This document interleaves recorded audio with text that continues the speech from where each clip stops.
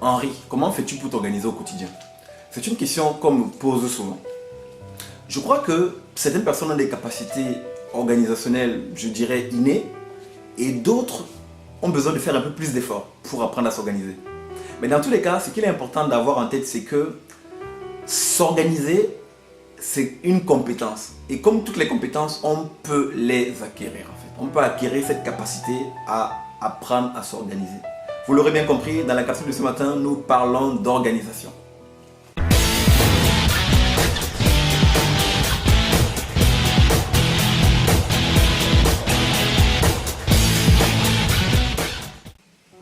Bonjour, ici Henri Missola, développeur de potentiel. Je vous souhaite la bienvenue à la capsule de ce lundi et j'espère sincèrement que peu importe où vous me suivez, dans la francophonie et en dehors de la francophonie, j'espère que cette capsule vous retrouvera dans une forme magnifique.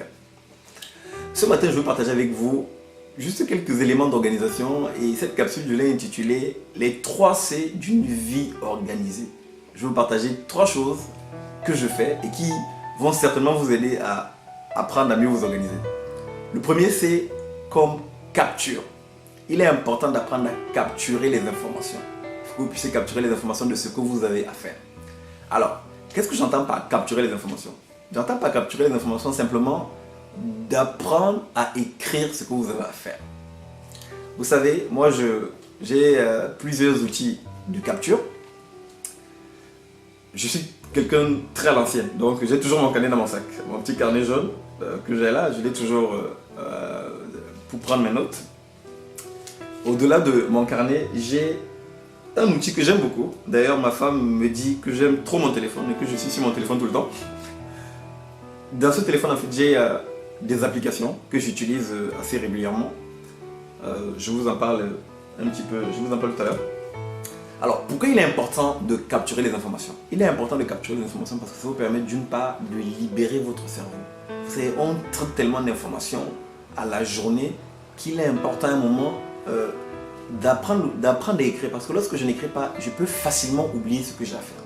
Donc moi, pour éviter d'oublier ce que j'ai à faire, comme je dis souvent couramment, ça fait longtemps que je ne fais plus confiance à mon cerveau. Donc, je prends le temps de noter. Et par exemple, hier, je me posais la question de savoir ce que je devais dire dans la capsule. Les idées que j'ai eues, je les ai notées simplement dans mon carnet. Donc, ce que je vous dis, je ne me suis pas en train de l'improviser. J'ai pris le temps d'écrire hier ce que j'allais vous dire ce matin. Donc, je prends le temps de noter les différentes choses que j'ai à faire. Donc, pouvoir écrire nous aide vraiment à libérer notre cerveau. Ça nous aide en fait à ne pas oublier ce que nous avons à faire. Ça nous permet également de gagner du temps simplement. Puisque l'information est là. Et lorsque je me replonge dedans, j'ai les idées principales de ce que je dois vous dire ce matin. Alors, donc ça c'est la méthode à l'ancienne, avec un papier et un stylo. La méthode moderne ou encore technologique, c'est le smartphone ou la tablette, enfin peu importe l'outil que vous utilisez. Moi j'ai des applications que j'utilise dans mon téléphone. J'utilise par exemple l'application Color Note, donc c'est l'application jaune là, que vous avez aussi bien sur Android que sur Apple. J'utilise une application également qui s'appelle Gtask pour pouvoir noter mes différentes tâches. Sinon, il y a une application que j'utilise plus souvent, c'est l'application Evernote, donc qui m'aide également à capturer les informations de ce que j'ai à faire. Par rapport donc au premier, c'est à savoir la capture, vous pouvez capturer plusieurs types d'informations. Vous pouvez capturer par exemple la liste de vos tâches, ce que vous voulez faire. Vous pouvez par exemple capturer la liste des... Vous avez par exemple prévu d'appeler des gens, vous notez sur une feuille ou bien sur votre téléphone les personnes que vous avez appelées. Vous pouvez capturer par exemple la liste des courses, vous avez des courses à faire, vous pouvez capturer cette liste. Et il y a une panoplie d'informations différentes que vous pouvez capturer. Et apprendre à le faire vous permettra en fait de gagner du temps. Donc ça c'est le premier, c'est capturer. Deuxième c'est comme calendrier. Vous savez, une fois que vous avez pris le temps de capturer ce que vous avez à faire, il est primordial maintenant de pouvoir identifier quelles sont vos tâches les plus importantes et de pouvoir les positionner dans un calendrier. Vous pouvez utiliser un calendrier à l'ancienne, comme celui-là. Bon, alors moi, mon calendrier derrière mon bureau, il m'aide surtout à savoir où est-ce que j'en suis par rapport aux dates, etc. Mais sinon, ce que j'utilise en général, c'est le calendrier de mon téléphone. Tous les smartphones ont un calendrier. Et la particularité de mon calendrier, c'est que je l'ai connecté à ma boîte Gmail, donc ma boîte de réception Gmail. Donc je l'ai connecté, ce qui fait que l'agenda que j'ai sur mon téléphone, c'est exactement le même agenda que j'ai si je vais sur l'ordinateur et que je vais dans ma boîte email et que je regarde le calendrier Google, c'est le même calendrier que j'ai. Donc il est synchronisé. Il est important d'avoir cette synchronisation, ce qui vous permet à un moment d'avoir les mêmes informations, peu importe où vous vous trouvez. Donc il est vraiment important de pouvoir profiter de cet avantage de la technologie et d'avoir plutôt un calendrier électronique. C'est vraiment ce que j'aurais tendance à vous conseiller. Donc je capture, je positionne dans mon calendrier. Ça c'est le deuxième C. Le troisième C, une fois que j'ai positionné dans mon calendrier, il faut que j'apprenne à me concentrer. Vous savez, nous sommes dans une ère où la technologie, bien qu'elle soit positive, elle a également des effets négatifs. Je m'explique. Aujourd'hui, avec toutes les applications mobiles, nous avons des notifications de partout, que ce soit les réseaux sociaux, que ce soit même les boîtes email. Dès que je reçois un mail, j'ai une notification, j'aurai tendance à aller regarder, etc. Et ce sont des choses en fait qui vont nous déconcentrer, qui vont nous empêcher de faire ce que nous avons à faire. Or, nous avons besoin d'apprendre à nous concentrer pour pouvoir être productif en fait dans ce que nous avons à faire. Pour pouvoir être davantage organisé, nous avons besoin d'être concentrés. Alors, pourquoi faut-il être concentré? Il est important d'être concentré simplement parce que notre cerveau n'est pas programmé, n'est pas paramétré pour faire plusieurs choses en même temps dans tous les sens. Le cerveau en fait fonctionne de façon optimale en faisant une chose à la fois. Si vous faites des recherches sur internet, vous allez vous rendre compte d'ailleurs que des études ont été faites sur le mode multitâche. C'est qu'on se vante souvent de pouvoir faire plusieurs choses en même temps, mais la réalité est toute autre.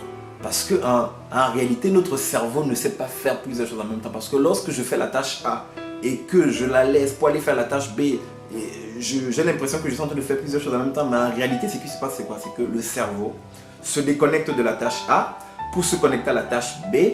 Et lorsque je vais revenir à la tâche A, le cerveau a besoin d'un petit moment pour pouvoir s'adapter de nouveau à la tâche A, lorsque je reviens à la tâche A. Donc, à un moment, je fatigue le cerveau en fait. Plus je switch d'une tâche A vers une tâche B, d'une tâche B vers une tâche C, je fatigue en fait mon cerveau. C'est pour ça qu'on se fatigue rapidement.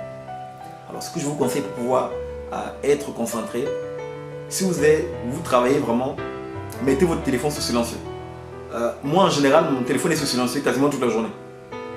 Parce que je le mets sous silencieux, il me sert de réveil lorsque je dors, donc je le laisse sous silencieux pour qu'il ne me réveille pas dans la nuit. Et dès que je commence ma journée, en général, j'oublie qu'il est en silencieux, je le laisse comme ça en fait. Donc, vous pouvez laisser votre téléphone en silencieux. Si vous avez besoin par exemple de ne pas l'avoir en silencieux, je vous conseille dans ce cas-là de désactiver les notifications, réseaux sociaux, email, etc. Vous pouvez mettre une sonnerie si vous le souhaitez, mais par exemple une sonnerie bien précise. L'un des auteurs par exemple que je suis m'expliquait dans l'un de ses livres que son téléphone est en silencieux, mais il a mis deux sonneries. Une sonnerie pour sa femme, comme ça, dès que sa femme l'appelle, il sait que c'est cette sonnerie. Et il a également mis une sonnerie pour ses enfants. Donc lorsqu'il ne met pas son téléphone en silencieux, il garde ces deux sonneries et qu'il le laisse en fait en mode non silencieux. Il ne va répondre en fait qu'à ces deux sonneries là. Mais bon, moi je trouve que ça peut être quand même perturbant, mais c'est une astuce si vous voulez filtrer en fait les appels que vous allez recevoir. Mais moi en tout cas mon conseil c'est d'être sous silencieux. C'est plus simple en fait à gérer et l'une des choses même que je fais lorsque je travaille chez moi à la maison, c'est que parfois je prends mon téléphone, je le mets dans la chambre, comme ça je n'y ai pas accès. Je reste au salon, je travaille ici au niveau de mon bureau, je fais ce que j'ai à faire, mon téléphone est au salon et comme ça je n'ai pas à être perturbé. Donc ça c'est l'un des moyens que vous pouvez en fait utiliser pour pouvoir être concentré. Deuxième moyen, pour terminer par rapport à la concentration, vous pouvez utiliser la technique du Pomodoro. La technique du Pomodoro c'est une technique qui a été inventée par un Italien et elle est simple en fait. Pomodoro ça veut dire tomate. Alors la technique du Pomodoro se base sur l'utilisation en fait d'un minuteur. Alors la personne qui a inventé cette méthode utilisait un minuteur sous forme de tomate. Alors le minuteur en fait tu le mettais à 25 minutes. Et pendant les 25 minutes il se concentrait en fait sur la tâche qu'il avait à faire et rien que sur cette tâche sans se laisser déconcentrer. Et au bout des 25 minutes, il prenait une pause de 3 à 5 minutes pour pouvoir se ressourcer et pouvoir respirer un petit peu avant de revenir et faire la même chose. Alors, le principe en fait du Pomodoro, c'est simplement un principe de pouvoir se concentrer. Vous n'êtes pas obligé de prendre un minuteur sous forme de tomate. Vous pouvez utiliser votre téléphone et mettre votre chronomètre, etc. L'idée ici vraiment c'est de dire de travailler d'avoir en fait des blocs pendant lesquels vous travaillez et vous vous reposez. Vous pouvez par exemple adopter la méthode du Pomodoro en vous disant vous allez travailler par tranche de 45 à 50 voire 1 heure et au bout des 1 heure vous prenez une pause de peut-être 5 minutes, vous buvez un peu d'eau, vous bougez un peu de votre bureau et vous revenez après et vous vous remettez en fait. Donc c'est vraiment cette idée de pouvoir travailler pendant un moment et de mettre toutes les distractions de côté. Ça vous aide véritablement à vous concentrer. Chers amis, chers communautés, voilà les 3 clés que je voulais partager avec vous ce matin. Donc les 3 C d'une vie organisée. Donc je récapitule. Il faut apprendre à capturer les informations. Il faut les positionner dans un calendrier. Et il faut apprendre à se concentrer en faisant une tâche à la fois. Prenez simplement le temps de mettre ces 3 C en pratique tout au long de cette semaine. Et même au-delà de cette semaine, mettez-les en pratique dans votre vie. Chers amis, chers communautés, d'ici notre prochaine capsule, sachez que je suis sincèrement reconnaissant de vous compter encore et toujours parmi ces hommes et ces femmes qui semaine après semaine me suivent et m'encouragent à faire ce que je fais. Je vous dis merci de tout cœur. À très bientôt.